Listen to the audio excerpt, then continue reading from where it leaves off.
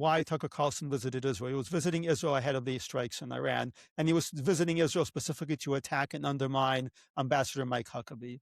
So this was an attempt to do a hit job. It was not a very successful one. He's in the past said that he was pro-Israel, and in the past he's said that he was pro-Trump, and meanwhile privately he hated Trump. The bottom line is this guy has been acting like a foreign asset. He's been out there running what looks like a foreign influence operation. Tucker does not care about the welfare of Christians. The only time he talks about the welfare of Christians is when he's attacking Israel on behalf of Muslims.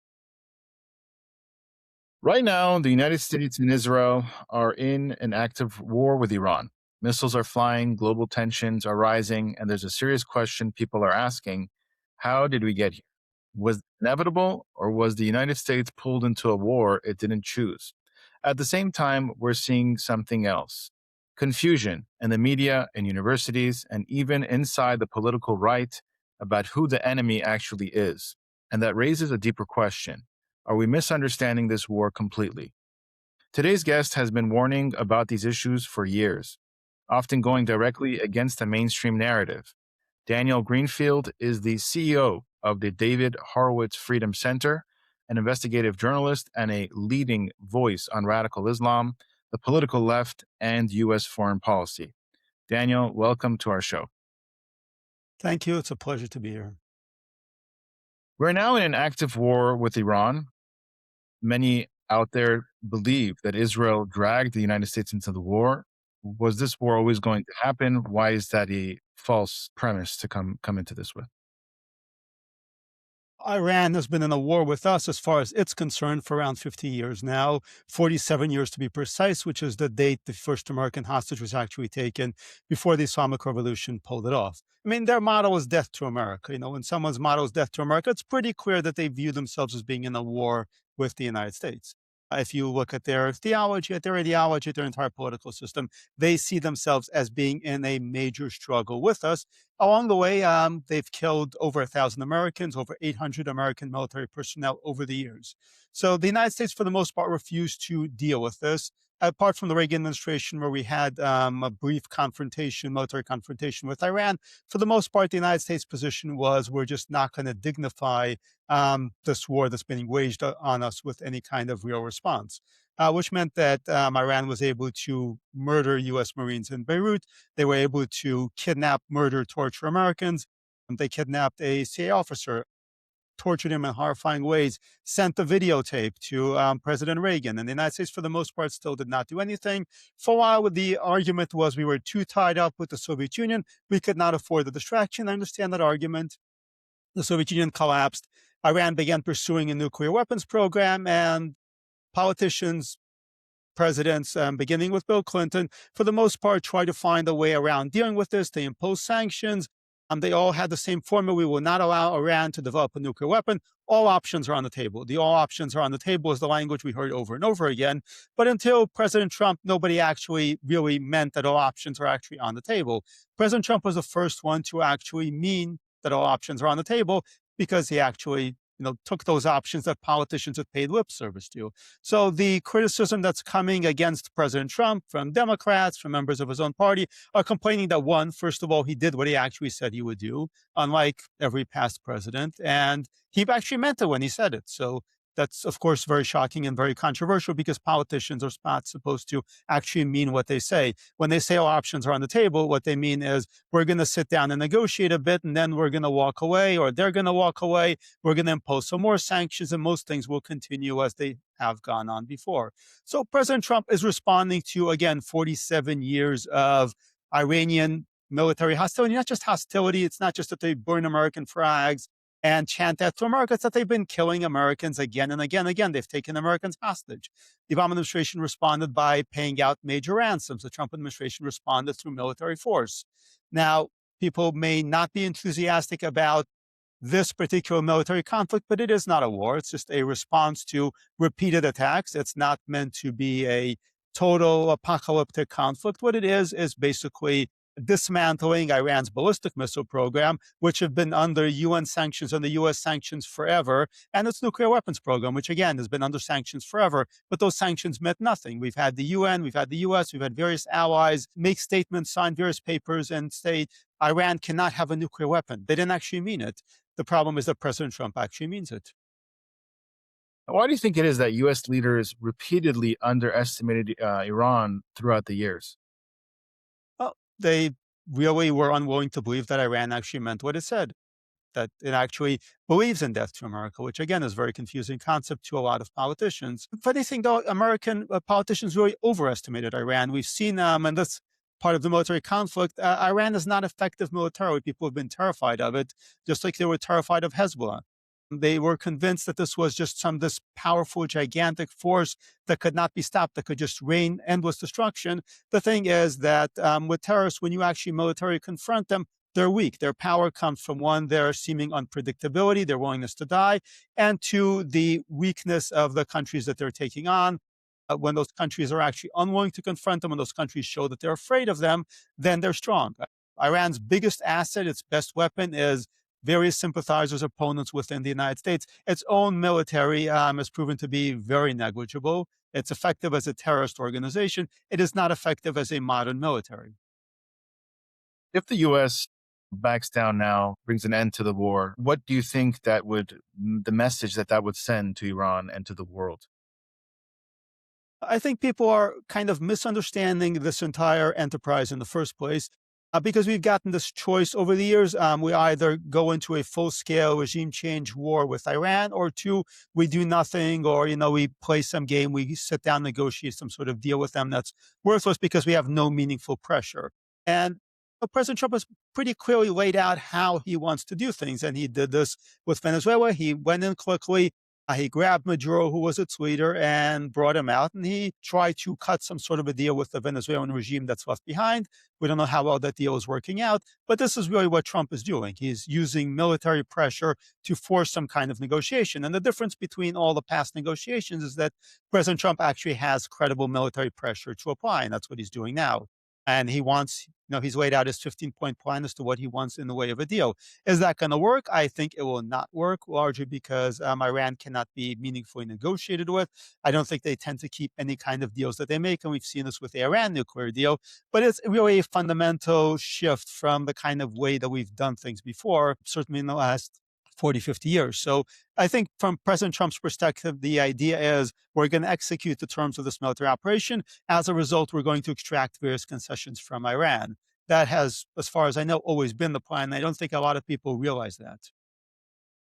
Why is it that the regime allowed their people to suffer over the years, put all their money into terrorism, targeted Israel with the Ring of Fire? Why are they so focused on Israel? Certainly partially theological. I remember this is the Islamic Revolution. It's one that views America as the great Satan, Israel as the little Satan. They haven't just targeted Israel. They've obviously targeted the United States over the years quite a bit.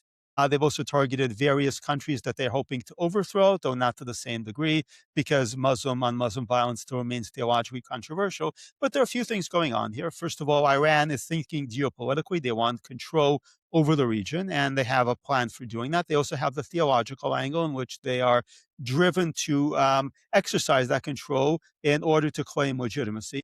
But part of what's been going on in the Middle East now for a while is that there is no functioning caliphate. There hasn't been one in quite since the fall of the Ottoman Empire, which means that these various terrorist group states are all bent on claiming the leadership of the Muslim world. If you can claim to be the caliph, you can claim to be the leader of the Muslim world. You can demand obedience from everybody else. And there are various players doing that.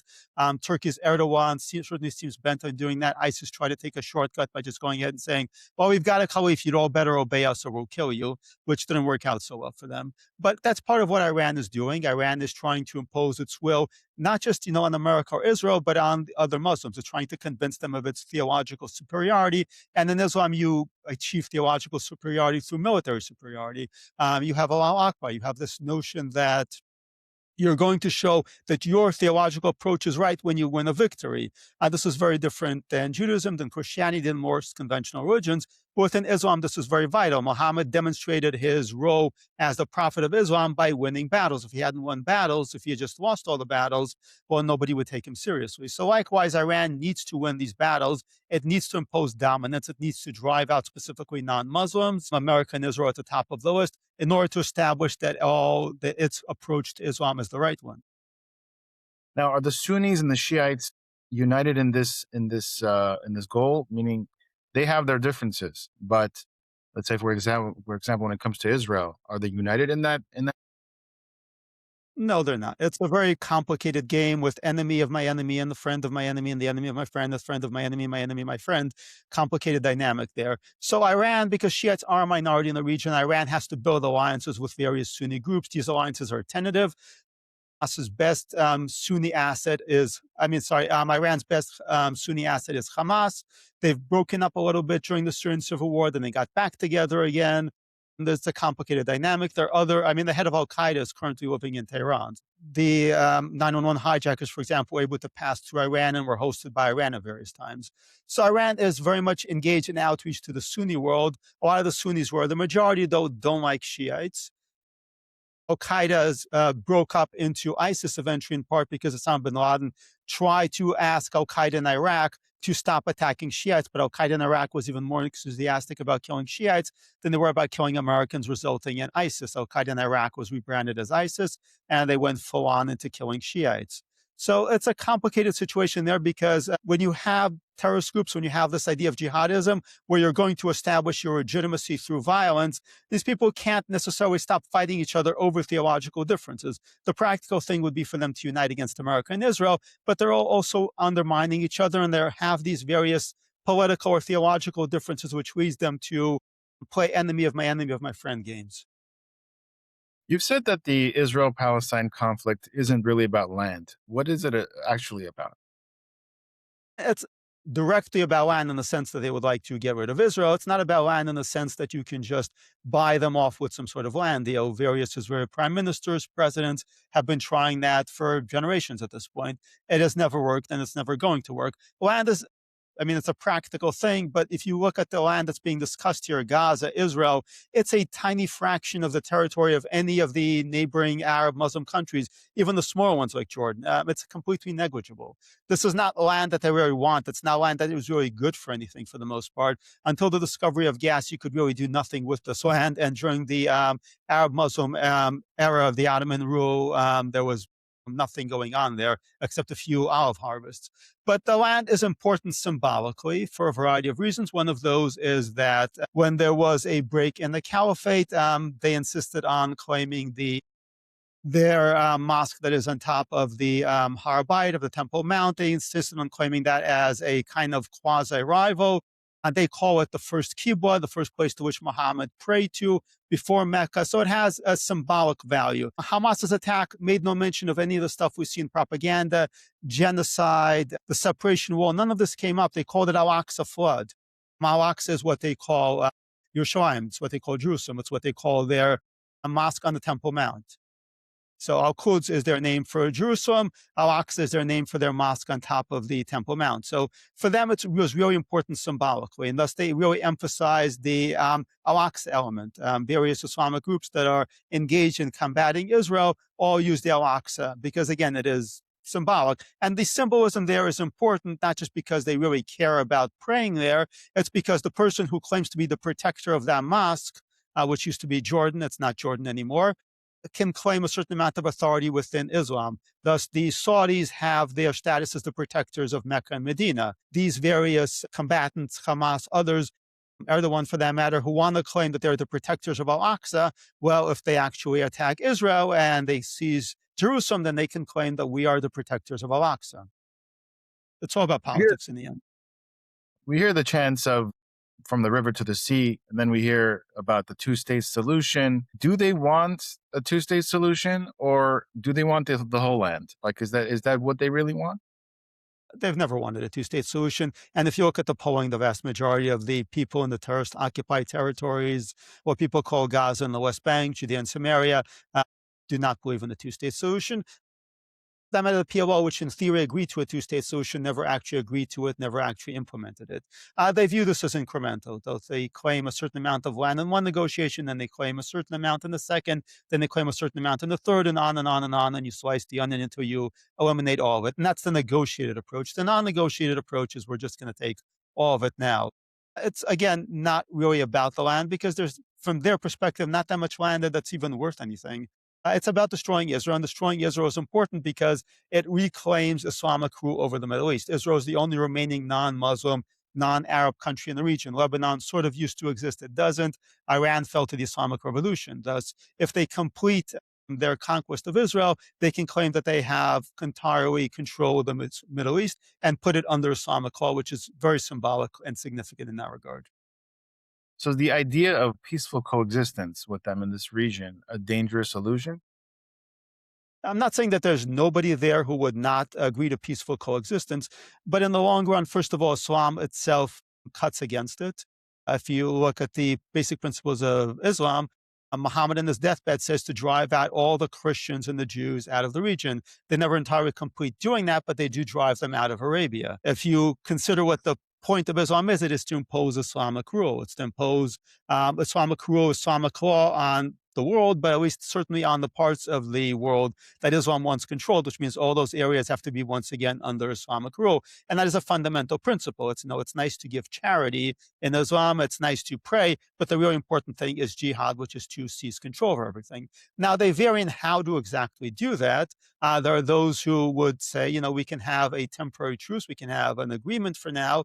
Then in the long run, we're going to work out how, we're going to conquer everything. There are those who just want to do it right now. And when we talk about extremists and moderates, really, this is the spectrum of that. The moderates are the ones who may be willing to temporarily ally with Israel, ally with America, work something out, think long term. The extremists are the ones who think very short term, and they want conquest, terrorism, death, and mass murder right now. But there's no prospect for long term coexistence because Islam itself rejects that. So certainly any kind of notion that you can turn over land and get a permanent agreement in exchange for that, that is a lie. It's simply not possible. And we've seen even the agreements that people used to hold up, the Egypt deal, the Camp David Accords, the deal with Jordan, those have been steadily falling apart. Egypt has remilitarized the Sinai.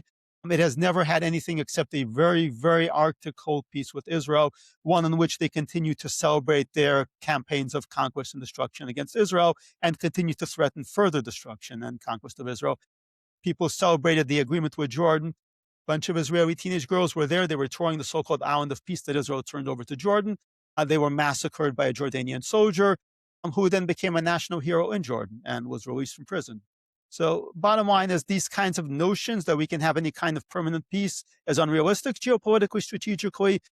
We can think about short-term agreements. We can think about alliances based on mutual interest. We should not be fooled into thinking that A, this is a permanent state of affairs, and B, that we should make any significant strategic enders, particularly territorial, to achieve them. Aren't there verses in the Quran that speak about the land of Israel belonging to the Jews, to the children of Israel?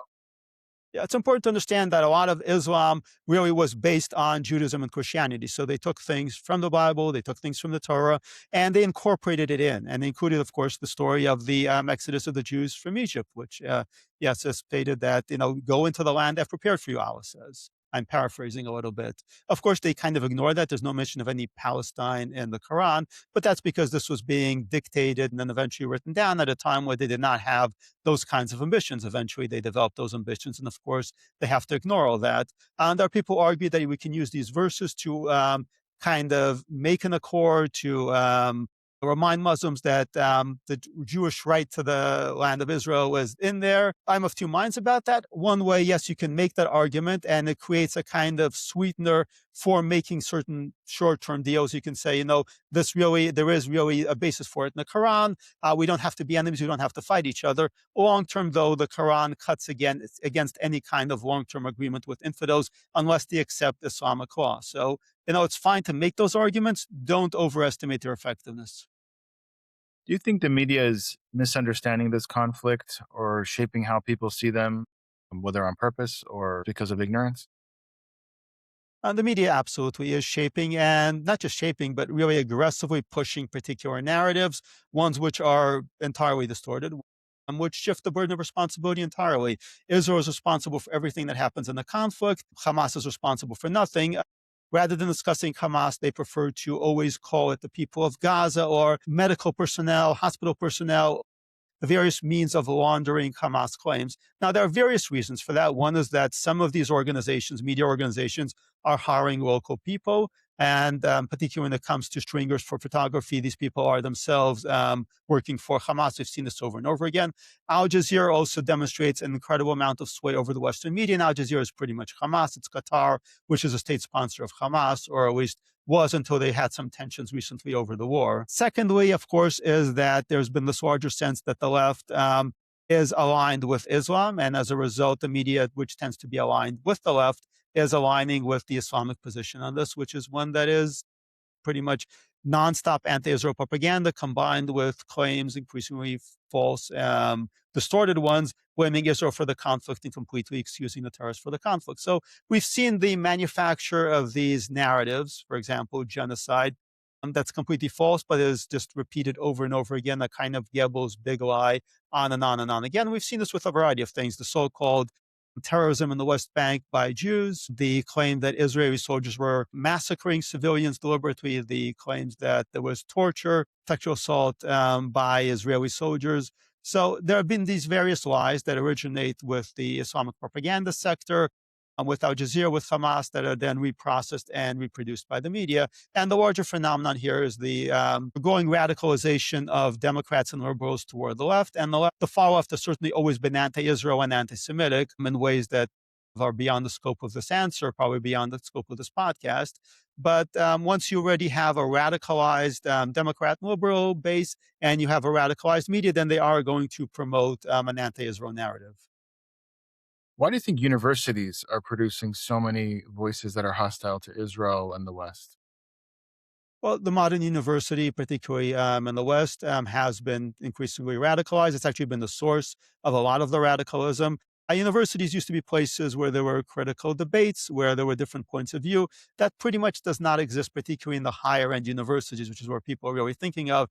They're not so much thinking of, your local community college. They're thinking of Harvard, Columbia, Yale, the big boys. And those places are among the most radicalized institutions. You say, for example, more in LA neck of the woods. Why those places are becoming more and more radicalized, and there are various reasons for that. The collapse of any kind of critical discourse. There used to be more of a flow through between Republicans and Democrats, people on the right and on the left.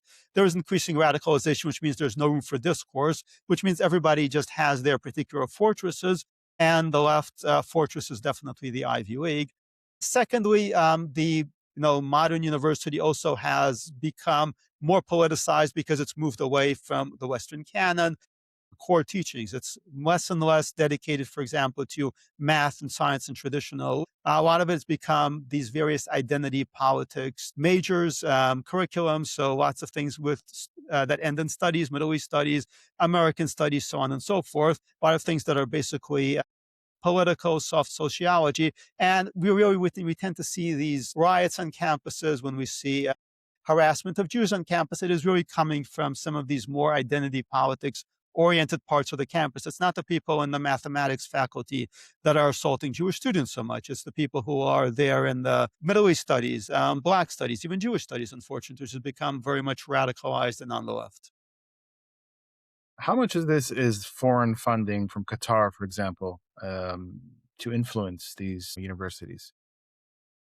But what we used to call the Arab lobby back in the 50s and the 60s, which meant the money that was being poured in by Saudi Arabia, UAE, Qatar, and various other oil states, is certainly a definite factor. They began concentrating on colleges early on, especially those colleges that were training people for a foreign policy role. So they figured out if they can get into Georgetown, they can get into Columbia, and by that I mean they can endow chairs, they can make sure that their people actually go through the system and actually get teaching positions, then they're going to have a high ground within that. And they've been very effective at it. But the real force multiplier there has been the growing radicalization in the United States, the growing radicalization of universities. So then you just have these two things meeting together on campuses. And the combination of those is extremely hostile to Israel and to Jews. Now, you've argued that the UN should be abolished. Can you take us unpack that for us? Well, you go back into a time machine after World War II, and they decided, well, the League of Nations did not work in preventing World War II. It had been set up after World War I with the idea we could, prevent war. The United Nations was supposed to do better. It failed it was shortly afterward. You can't really point to a war that the UN prevented. The UN had been prevented to stop wars. It didn't do that. It expanded its mission endlessly to do other various things. And what had originally been an organization that was focused on democracies, on not necessarily American allies, but countries that agreed on certain basic things with us, quickly became what I call a democracy of dictatorships, which is that it was dominated by countries that were dictatorships of one kind or another, that themselves committed ridiculous human rights violations, that themselves then weaponized the argument of human rights against America, against with the rest of the free world. So the UN became a farce very early on, and I mean decades after its creation, even less than that. By the time the Republic of China or Taiwan was kicked out and replaced with communist China, it was pretty much all over but the shouting.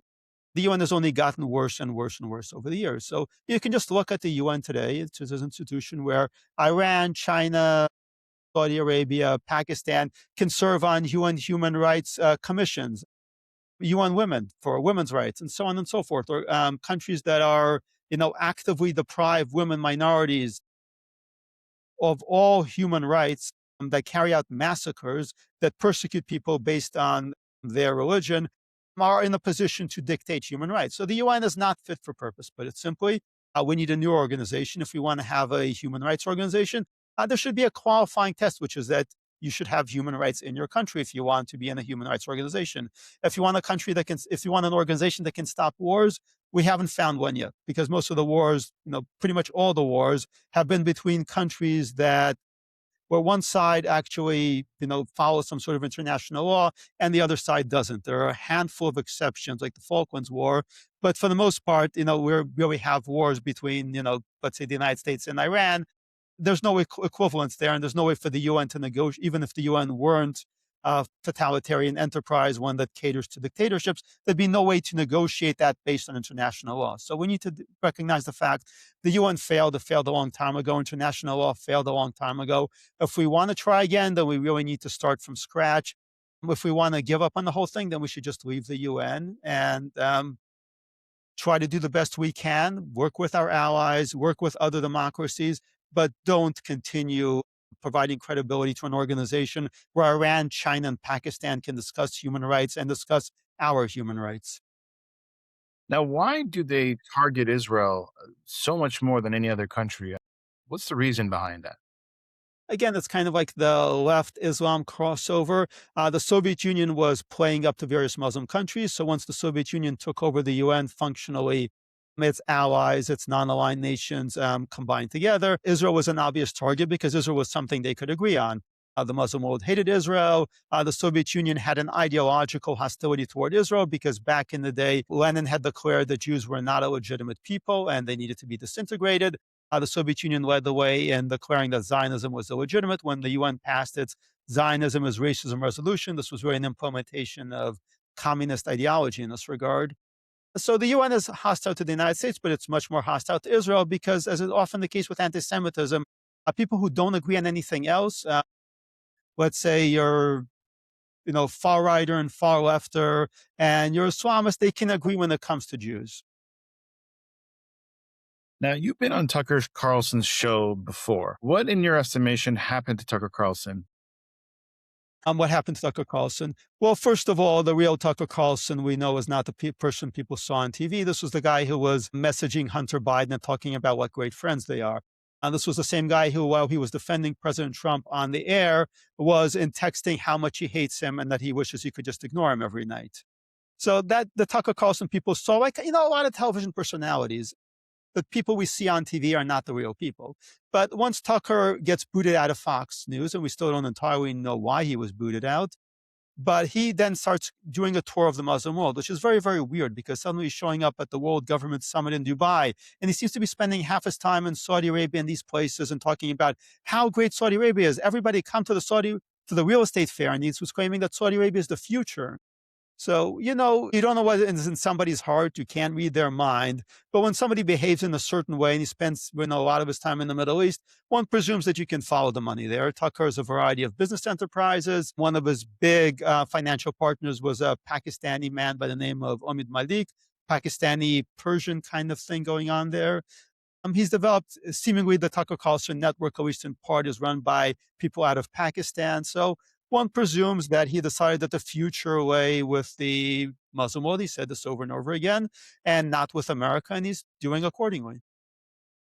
I mean, he seems very obsessed with Israel, and the accusations he makes against Israel are hypocritical. He basically visited for a few hours in the airport, claimed that Israel mistreats Christians, yet the only country that protects Christians in the Middle East is Israel. Did he always believe this about Israel? Well, let's talk about two things.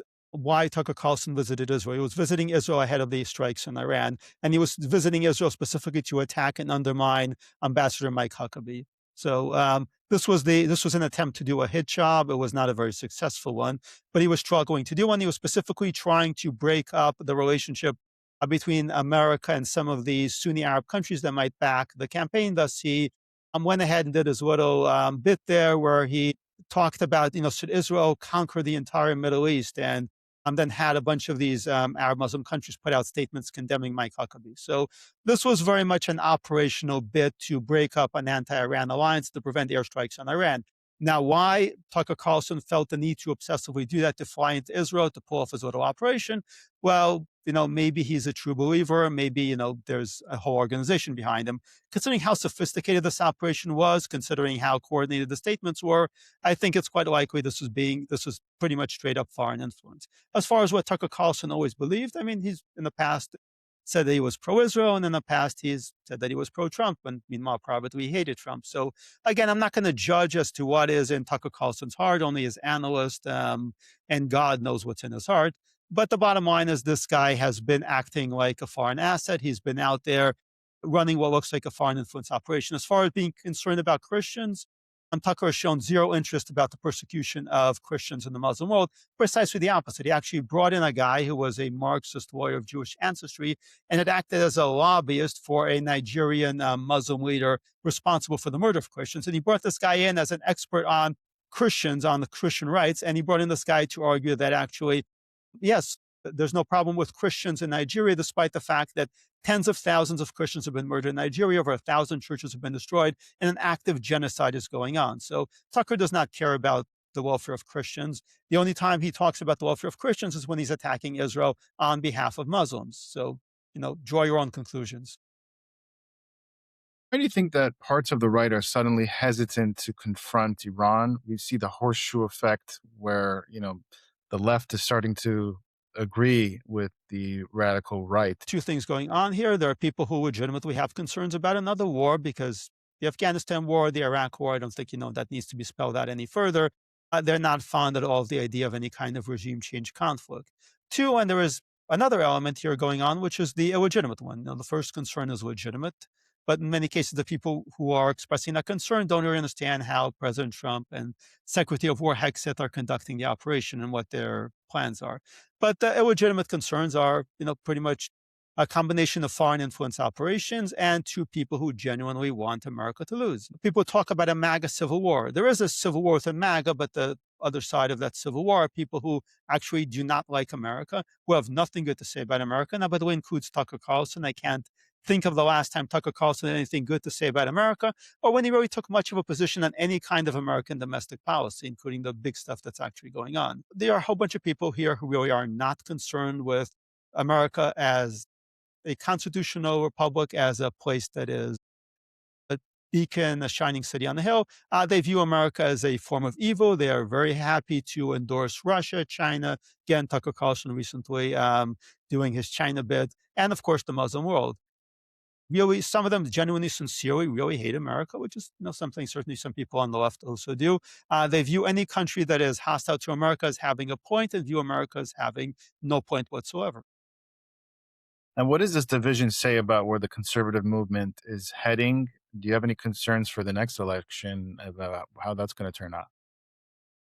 Well, there is a legitimate conservative movement, and there is an illegitimate one, one that is not conservative, that is not interested in the Constitution, isn't interested in any conservative principles, but likes the idea of either causing chaos or wrecking America. And certainly that faction is doing its best to do as much damage as possible to discourage Republicans, conservatives, independents from voting, and trying to take as much of the party and its infrastructure and the conservative movement hostage in that regard. They're certainly are capable of doing a great deal of damage, or at least a certain amount of damage.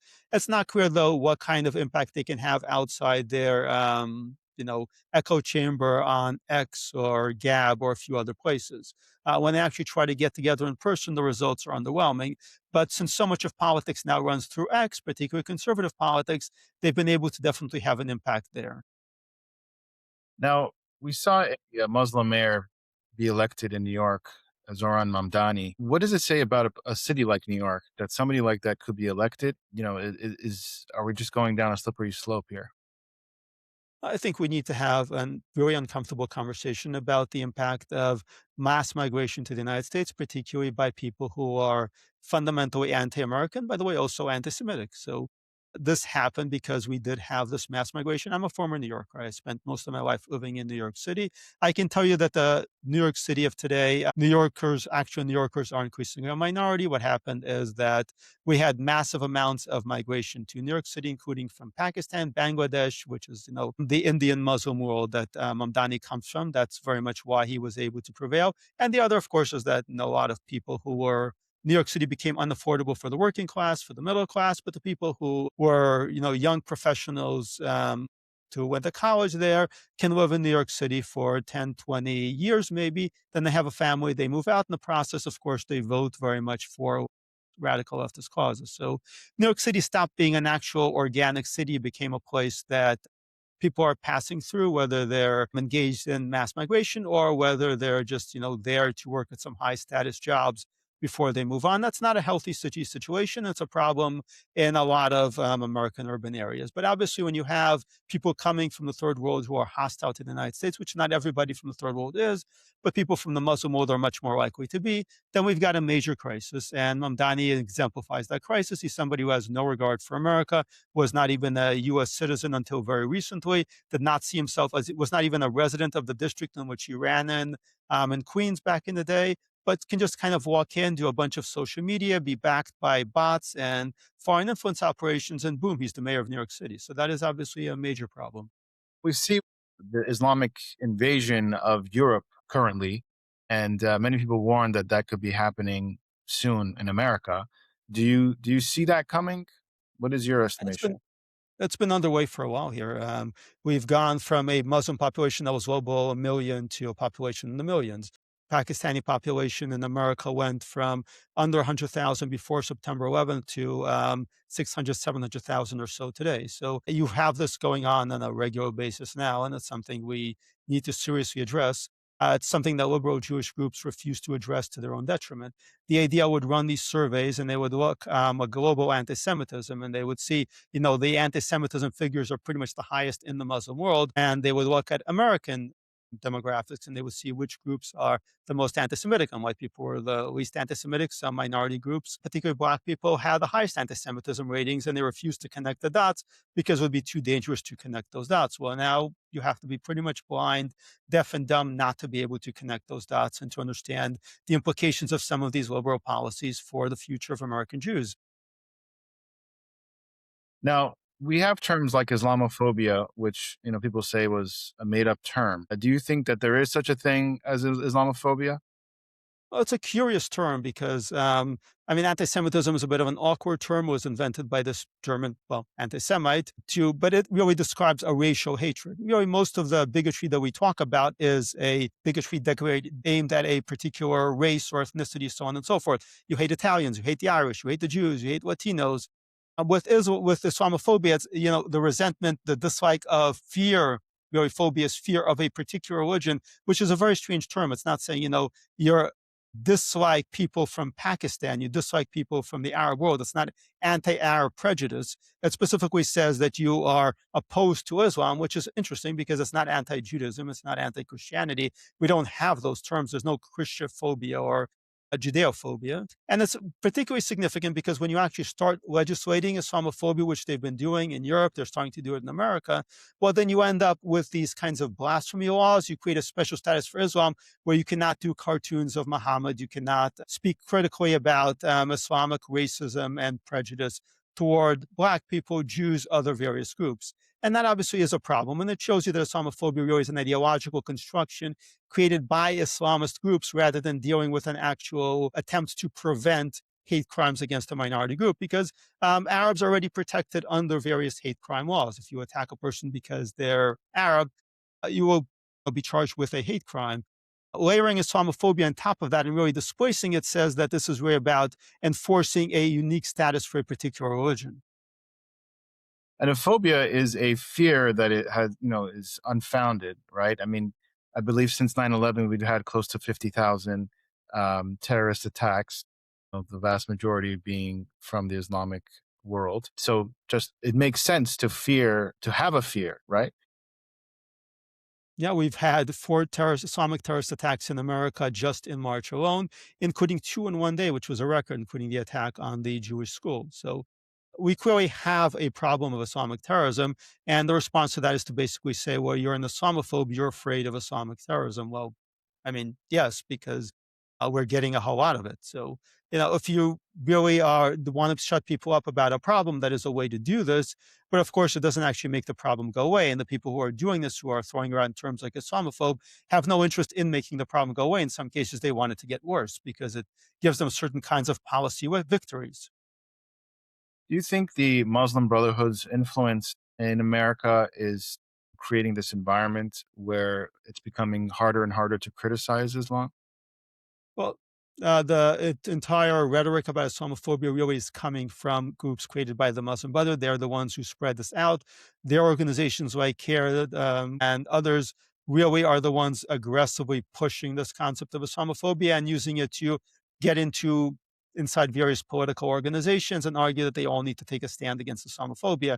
And the definition of Islamophobia, by the way, encompasses not condemning Hamas terrorism because that would be Islamophobic. So what they're really doing this is operationalizing it to protect their own terrorists. Hamas, by the way, is an arm of the Muslim Brotherhood that came out of Egypt. So you have the Muslim Brotherhood's so-called civilian operations in its mosques in America running cover for the Muslim Brotherhood's militant arms like Hamas. And at the same time, they're claiming if you notice any of this, if you cite any of the papers, any of the legal rulings, including the fact that CARE is a unindicted co-conspirator in the funding of Hamas, well, you're an Islamophobe. Now, why is it that there are Arab countries that ban the Muslim Brotherhood, yet in the West they flourish?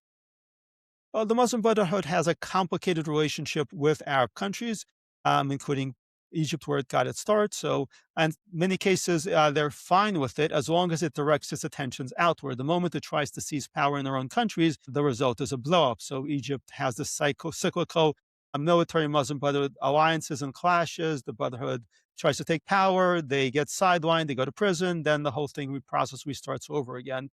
The UAE, which really got the ball rolling on cracking down on the Muslim Brotherhood and banning it, was originally quite okay with the Brotherhood and funded it. All the original Dubai assassination of a Hamas guy by Israel and all the various Israeli agents on camera, that was happening in Dubai. So Hamas was comfortable operating there. The Brotherhood was comfortable operating there. Then the Brotherhood really set out to take over the UAE. The UAE police broke them up, discovered their plans to seize power, banned them, declared them a terrorist group, and led a campaign against them. So there are a number of countries in the Arab world that are against the Brotherhood. They're largely against the Brotherhood, though, because the Brotherhood has tried to seize power within their own countries, not necessarily because the Brotherhood is tied to international terrorism, including, by the way, Al-Qaeda. Osama bin Laden was a member of the Brotherhood. And really the core of Al-Qaeda is actually a Brotherhood splinter group, an Egyptian Brotherhood splinter group. Which country would you say is kind of where the Muslim Brotherhood's headquarters are nowadays? Well, sadly, some of their most comfortable headquarters are in England and in America. They have a nice seat in Germany, but Qatar is really the sugar daddy of the Muslim Brotherhood. Qatar decided when the UAE turned on the Brotherhood, Qatar was very, very happy to take them in. Qatar had been involved in funding terrorism and backing terrorists for quite a while, and they really became the proponents of the Brotherhood. When you look at the influence of Al Jazeera in the Arab world, it's really there to spread the agendas of the Muslim Brotherhood. How do you explain the relationship between the United States and Qatar when they are funding terrorism and Al Jazeera and Muslim Brotherhood and all these different things, shielding the Hamas leaders, but yet it seems that they're very close to the United States? What do you make of that relationship? Unfortunately, it's nothing new. Back in the day, the various Gulf oil states decided that they would get a lot of influence through soft power. They're not that impressive militarily, but they could get soft power influence by A, bribing American politicians, and B, backing the Brotherhood and other Islamist organizations to set up their operations in the United States. So you have plenty of politicians who are beholden to them in one way or another.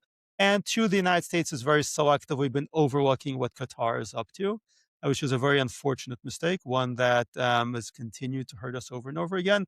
We've made that mistake during the Arab Spring quite catastrophically. The result is we lost a U.S. ambassador, we lost a number of people in Benghazi. But we've had this kind of parallel vision where, on the one hand, we insist that Qatar, we insist that some of these Gulf oil kingdoms are our best friends.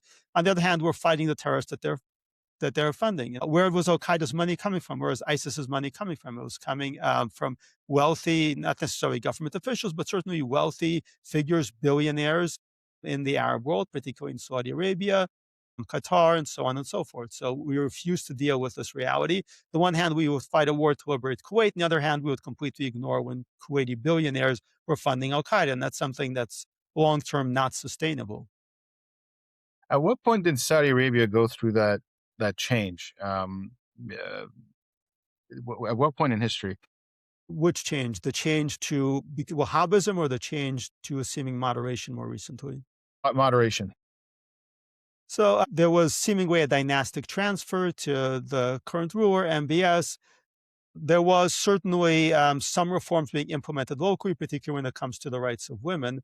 How deep those changes go, how deep those reforms go are debatable. And certainly when it comes to the larger picture, America and Israel, it's debatable to what extent there's been any real moderation. But certainly internally, they've had a certain amount of cultural moderation. They're more comfortable with women leaving the house, which is a big deal in a place that not all that long ago had a special app for tracking women, so you know where they are. But I would not, again, oversell it too much.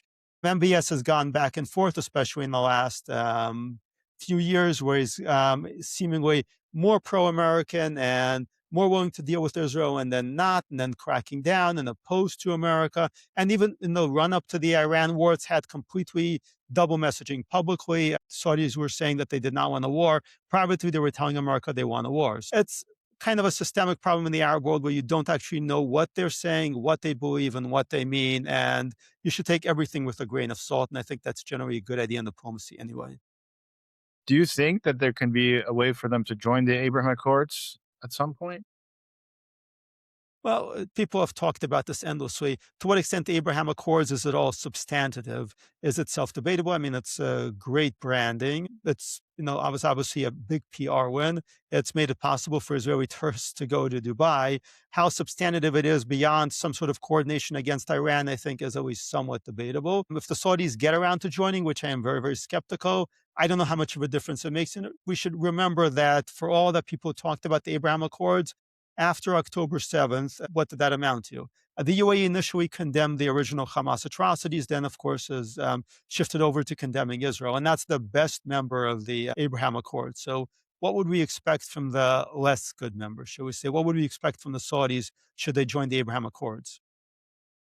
I want to ask you, I mean, during this war, we see that Iran has been attacking basically all of their neighbors, many of the Arab countries. The UAE got the blunt of the missiles, yet they refuse to retaliate. What is it about these countries that are they afraid of Iran, or what is the reasoning behind that?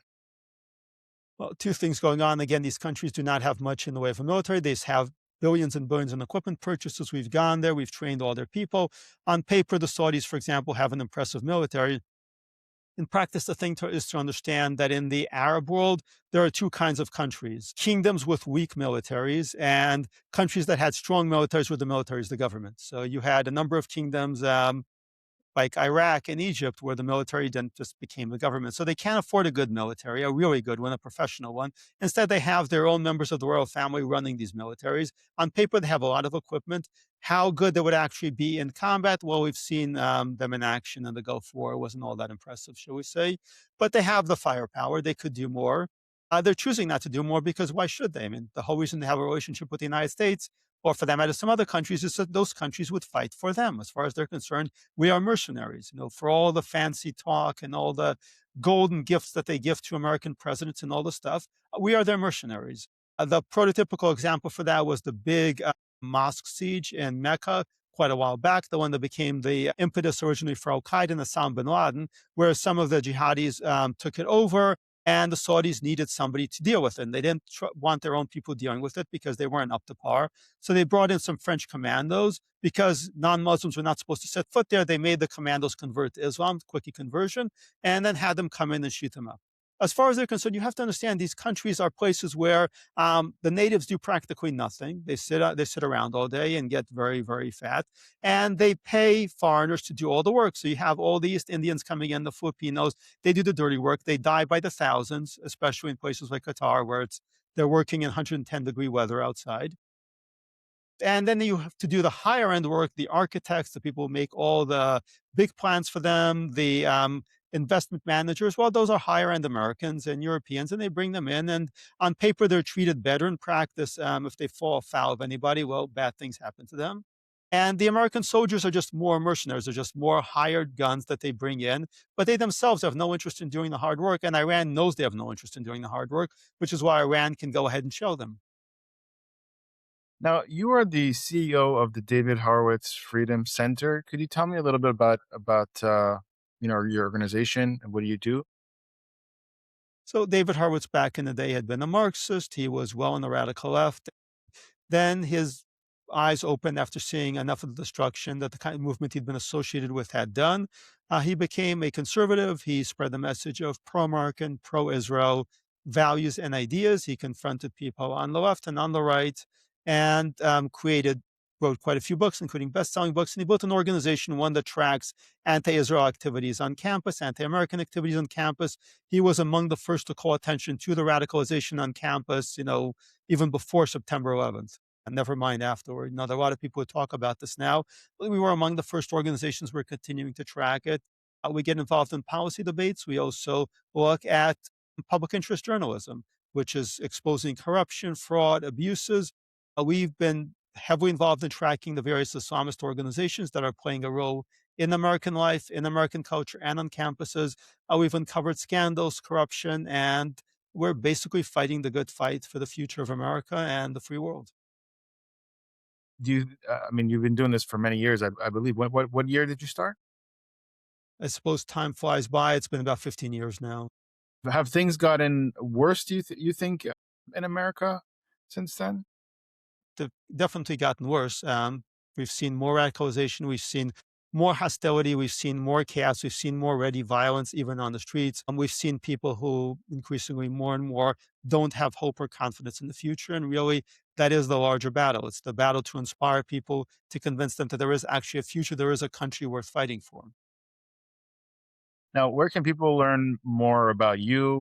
I'm sure you've written books, and how can they find more about you? Well, we have our site, frontpagemag.com, frontpagemag.com. That's Front Page Magazine. We have a lot of journalism there covering America, covering Israel, terrorism, domestic politics. We have some talented investigators and writers we publish on a regular basis. And, I have my own site at danielgreenfield.org.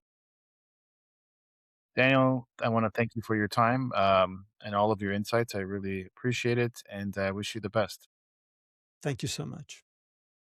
If you have a 401k or an IRA, please listen. Gold is at record highs. What many people don't know is this: you can move part of your retirement money legally and without tax penalties into physical gold you actually own. Alpha Omega Gold helps you do this through a gold IRA. Your gold is real, It is stored safely. It is in your name. Learn more at ao.gold/stand. Alpha Omega Gold is our sponsor, and they proudly stand with Israel.